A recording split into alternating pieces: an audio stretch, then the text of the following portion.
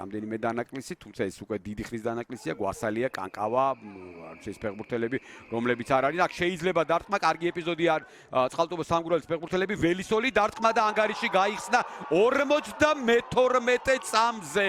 ველისოლი ხდება გატანილი გოლის ავტორი, წიდეც გოლი. არ არის ყველაზე სწრაფი გოლი, ბუნებრივია, მასზე კი წუთზე ნაკლები 2 გოლი გავიდა ამ გოლამდე ჩვენს ჩემპიონატში წუთზე ნაკლებში და გასაგები ახლა ელო და ალბათ გადაცემას მეკარე და ვერ მოახერხა აქ ბურძე რეაგირება და გაუშვა ფეხებს შორის ეს ძალიან ცუდია რა თქმა უნდა ამაზე სწრაფი გოლი დინამოელმა იორომ გაიტანა 53 წამზე რუსთავი დინამოს თბილისის დაპირისპირებაში და ტორპედოს სპაერის დაპირისპირებაში კიდევ უფრო სწრაფი გოლი გავიდა ეს პირველ ნომრად ითამაშებდა დღევანდელ შეხვედრაში და ახლა კიდევ უფრო მეტი მოეთხოვება დასარტყმელია დარტყმა და ანგარიში გათანაბრდა ძალიან სწრაფად მე-11 წუთზე გატანილი გოლის ავტორი დისცეს მას ძალიან დიდი აი განმეორებით არანაირი გადმოვარდნილი ვაწაძემ დაუგდო აქ და ყოჩახ გამოსთილ შემტევს რადგანაც ეს აი ხედავთ კერდით ძალიან კარგად ითამაშა დააგდო ბურთი იქ საყდენი ზონა ჩავარდა და როდრიგო რამუშმა ამით ისარგებლა და გაიტანა თავისი მეორე გოლი მიმდინარე სეზონში და დინამოს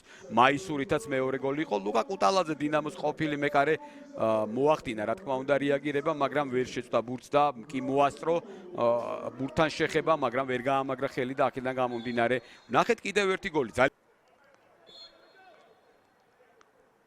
მის სამსაჯმა უკვე ნიშანი მაღალი ჩაწოდება საჯარიმოში თავი დარტყმა და 2-1 ძალიან სწრაფად დინამო გავიდა წინ კალანდაძე გატანილი გოლის ავტორი მე-15 წუთზე აი ესე თითქოს არ ვიცი არ ჩანდა ეხლა ის მომენტი რომ რაღაცა აუღებელი ბურთი იყო, მაგრამ ფაქტია, მეორებით ეპიზოდი ნინუას მორიგის საგოლე გადაცემა.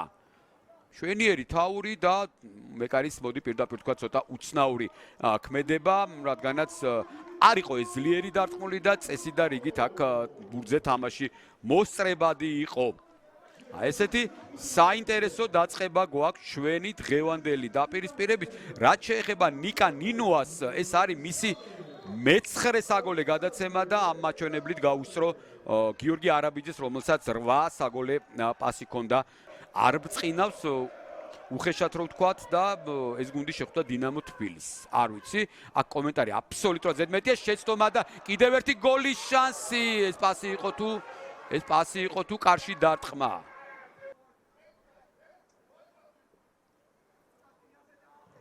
მაღალი ჩაწოდება ვაწაძესთან არა კალანდაძესთან მივიდა ბურთი და მოიგერია კუტალაძემ ეს ბურთი ძახელს კალანდაძე აი მესამე ნომერს დააკვირდი დაარტყა დააბიჯა შემდეგ უკვე სამგურალის ფეხბურთელმა თორემ ისე კარგად მოიგერია ბურთი აი განმეორებით დავინახეთ ეს ყველაფერი ხან ჯანჯღავა ხან აფციაური თამაშობდა ორი ახალგაზრდა ფეხბურთელი და რა თქმა უნდა ეს დანაკლისია რადგანაც აქ დარტყმა და მეკარე იგერიებს კარგი ეპიზოდი კიდევ ერთი მაკაცარიამ გადაარჩინა წინ გასვლა. მარჯვენა ფრთაზე პასი. და 2-2 ველისოლი გატანილი გოლის ავტორი. დუბლი დინამო თბილისთან რა თქმა უნდა ეს ძალიან მნიშვნელოვანია. ძალიან აქტიურად და მაინც მაყოფილი არ არის როგორც შეძახილებიდან ისმის ველისოლი ისე მარტივად ხელი ვერ შეუშალა ვერავინ ძალიან კარგად ჩანს აქ ყველაფერი და ესე კლასიკურად გადაგზავნა ბურთი კარის მიმართულებით ასე რომ კიდევ ერთი გოლი მერვე ამ ფეხბურთელის ველისოლს 3 პენალტი ჰქონდა გატანილი 4 შემთხვევაში დღევანდელი მატჩი როგორც პირველ შემთხვევაში ჩვეულებრივ ფეხით და უკვე თავითაც მოახერხა გოლის გატანა.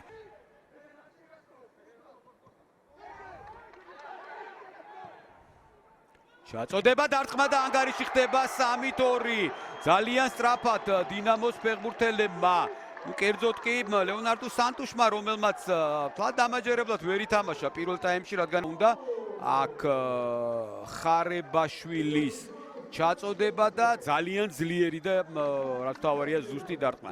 ხარებაშვილმა მიითვალა საგოლე გადაცემა, აი ხედავთ მეხუთე ნომრის პასი და მეექვსე ნომრის ზუსტი დარტყმა. კარგი დარტყმა გამოვიდა, ძალიან კარგი დარტყმა და შედეგად ანგარიშიც ხდება უკვე 3-2. თუ ისე მიმდინარეობს შეხვედრა, რომ როგორც ჩანს ეს ბოლო გოლი არ იქნება ჩვენს დღევანდელ დაპირისპირებაში და შესვლა საჯარიმო მოედანზე და უკვე პოზიციური შეტევა წყალტუბოს სამგურალის ჩაწოდებაა საჭირო. მაღალი ჩაწოდება, კიდევ ერთი შანსი. გრძელდება იერიში, პასი, დარტყმა, დაიბლოკა, კიდევ ერთი დარტყმა ბერელიძეს. ნუ რა თქმა უნდა მთავარი ჭრნელის ფაქტორი არის ძალიან მნიშვნელოვანი გია ჭიაბრიშვილის წინვალეთ ჩაატარეს მეორე წრე და ძალიან ბევრი სკეპტიკოს უპასუხეს ყველაფერი. ამით ჩაწოდება და ანგარიში არ შეიცვალა. აი ეს არის კიდევ ერთი მოულოდნელობა. რა და აკაის ნინუას ცუდი გადაცემა, ჩაწოდება. ჯერ სებოლინიამ ვერ მოარტყა და ხედავთ ერთი შეხება სებოლინას შეიძლება გოლი დასრულებულ ყველაფერი აი ხედავთ აქ და შემდეგ უკვე ველისოლმა რა მანძილიდან ვერ მოარტყა ბურთი კარში. საოცარი ეპიზოდი გებიც არ იყო კარგი დინამო მე-6-ზე იყო სამგურალი მე-9-ზე და ამ წუთისათვის მხოლოდ მეორე წრეში ამ შედეგის გამოკლებით დინამოს 14 ქულა აქვს სამგურალს 16. ასე რომ მეორე წრე ორივესთვის უკეთესი იყო. აქ ვნახოთ რა იქნება დინამოს კიდევ ერთი კარგი იერიში დოლტმურზიევი დარტყმა და 4-2 66 წუთზე კიდევ ერთი გოლის გატანა მოახერხეს დინამო თბილისის ფეხბურთელებმა და ძალიან მარტივად ყველაფერი მოდი ვნახოთ განმეორებით და მე მგონი ხარებაშვილმა უკვე დუბლი შეასრულა საგოლე გადაცემებით. არა, ხარებაშვილის პასი არ არის აქ.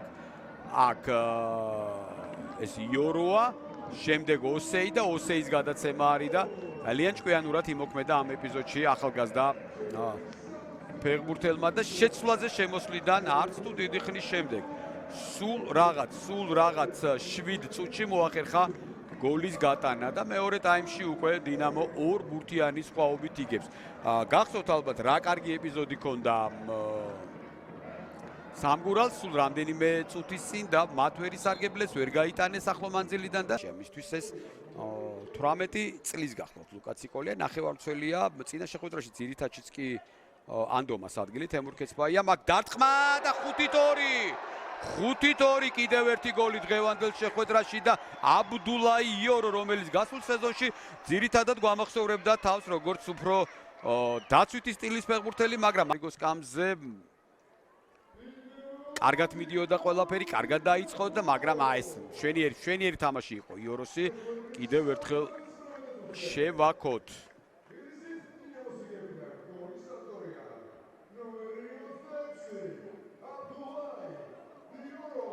აბდულაი იორო მისი აღნიშვნა 132, ასე რომ სხვაობა საკმაოდ დიდია და ყველაზე უხგოლიანი იყო მე-16 ტური ჯერჯერობით, სადაც 19 გოლი იყო გასული.